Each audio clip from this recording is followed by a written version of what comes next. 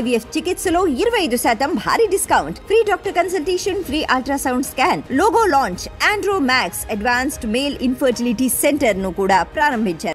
Welcome to BDTV. ఏపీలో NDA కూటమి అధికారంలోకి వచ్చి ముఖ్యమంత్రి నారా చంద్రబాబు నాయుడు బాధ్యతలుగా చేపట్టడానికి కీలక కారణమైనటువంటి జనసేన పార్టీ అధినేత పవన్ కళ్యాణ్కి చంద్రబాబు నాయుడు మొదటి నుంచి కూడా ప్రాధాన్యత ఇస్తూనే ఉన్నారు. ఏమాత్రం కూడా తగ్గకోకుండా జనసేన పార్టీకి ప్రభుత్వంలో భాగస్వామ్యం కల్పిస్తూనే కీలకమైనటువంటి పదవులను అయితే ఇస్తూ ఉన్నారు.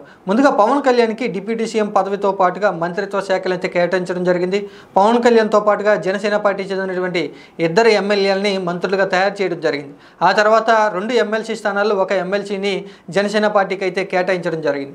తాజాగా మరొక కీలకమైనటువంటి పదవిని జనసేన పార్టీకి కేటాయిస్తూ కూడా ముఖ్యమంత్రి నారా చంద్రబాబు నాయుడు నిర్ణయం తీసుకోవడం జరిగింది. తాజాగా విడుదలైనటువంటి ఆంధ్రప్రదేశ్ రాష్ట్ర ప్రభుత్వ ఉత్తర్వుల ప్రకారం అదనపు అడ్వకేట్ జనరల్ పోస్టును అయితే జనసేన పార్టీకి అయితే ఇవ్వడం జరిగింది. ఇక్కడ రాష్ట్ర ప్రభుత్వంలో అత్యంత కీలకమైనటువంటి పదవిగా భావించేటువంటి అదనపు అడ్వకేట్ జనరల్ పోస్టును జనసేన పార్టీ కేటాయిస్తూ కూడా ముఖ్యమంత్రి నారా చంద్రబాబు నాయుడు నిర్ణయం తీసుకున్నారు. దానికి సంబంధించి కొద్దిసేపటిమే ఉత్తర్వులు అయితే జారీ.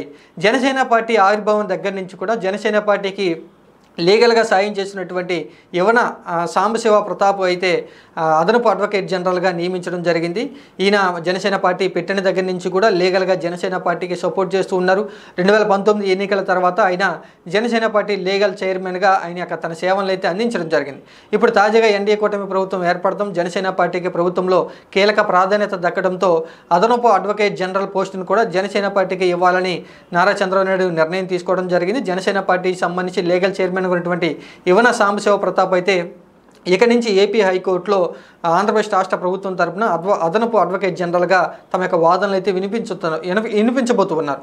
ఇక ప్రభుత్వంలో ఈ యొక్క ఏఏజీ పోస్ట్ కోసం పెద్ద ఎత్తున కూడా పోటీ అనేది ఏర్పడిందిగా చెప్పుకోవచ్చు. ఎందుకంటే రాష్ట్ర ప్రభుత్వానికి సంబంధించి లీగల్గా అత్యంత కీలకమైనటువంటి పెద్ద పదవిగా భావిస్తూ ఉంటారు.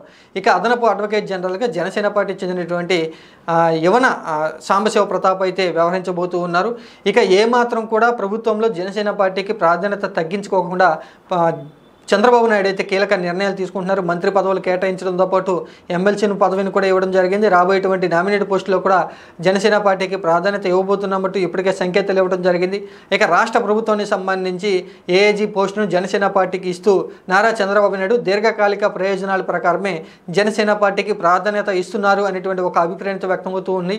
ఇక ప్రభుత్వంలో కూడా జనసేన పార్టీకి కీలకమైనటువంటి పదవులు సంఖ్యాపరంగా కూడా జనసేన పార్టీకి ప్రాధాన్యత ఇస్తూ ఉన్నారు. కాబట్టి జనసేన పార్టీ శ్రేణులు కూడా సంతోషాన్ని అయితే వ్యక్తం చేస్తూ ఉన్నారు.